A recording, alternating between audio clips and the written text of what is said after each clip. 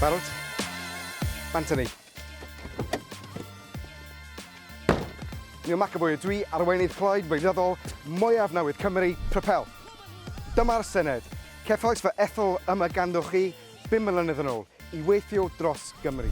Yn fuan iawn, daeth yn amlwg bod sawl rhwystyr I fy nwaith yn y lle hwn. Rhwystrau sy'n atal pobl gyffredin fel chi a fi rhag cael ein hethol yma.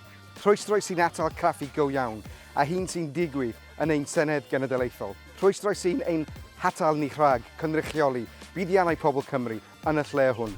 Ond mae'r etholiad yn rhoi cyfle I ni I gael gwared ar y rhwystrau sy'n dal ein cenedl yn ôl.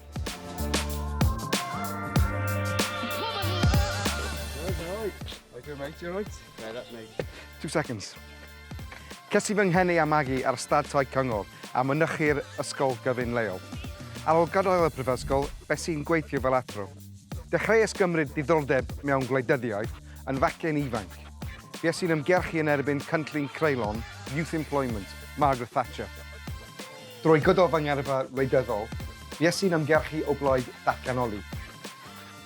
Ar gyfer yr etholiad hwn, mae PROPEL yn cyflwyno y cytundeb gyda Chymru. Bydd manifesto pob plaid arall yn hel llwch ar y silff, ond bydd ein cytundeb ni gyda phobl Cymru yn dechrau yn syth bin ar ôl yr etholiad. Mae'r cytundeb yn cynnwys 10 deddf. Mi fyddwn ni'n penodi a chwiliwr annibynnol. Bydd y swyddog yma yn chwilio mewn I lygredd, twll a gwastraff arian gan y llywodraeth laddir. Mae rhain wedi cael rhwydd hynt I wneud fel y mynon nhw yn y ller yma ers dros 20 mlynedd. And what they want us to do is to go away. Well, we're not going to go away. We're going to fight this election.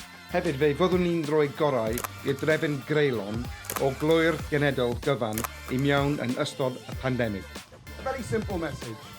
End lockdowns, end them now, and don't go back into them. Byddwn ni am benodi comisiwn annibynnol I edrych mewn i'r hyn wnaeth y blaid lafur I ni dros y flwyddyn ddiwethaf.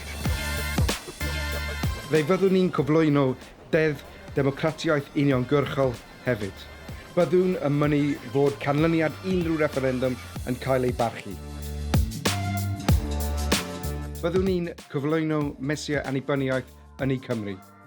Bydd diwedd a dewnforio nwy o Rwsia a dwyrain canol.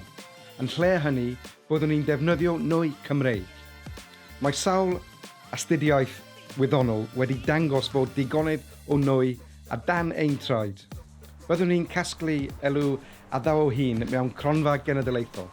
Y cam nesaf fydd busoddi'r arian yn ein plant a phlant ein plant. Dyma'n union mae Norway yn ei wneud. Bydd y arian yma hefyd yn cael ei fusoddi mewn ynni gwyrdd. Ynni o'r gwynt, yr haul, y môr a'r afonydd. Does dim rhaid I bobl Cymru fyw mewn tlodi. Mae gyda ni ddigonedd o gyfoeth naturiol, yn arbennig ein pobl. Mae Cymru Angen Pencampwyr. Felly, ym mis Mai, bwrw'ch eich pleidlais I PROPEL.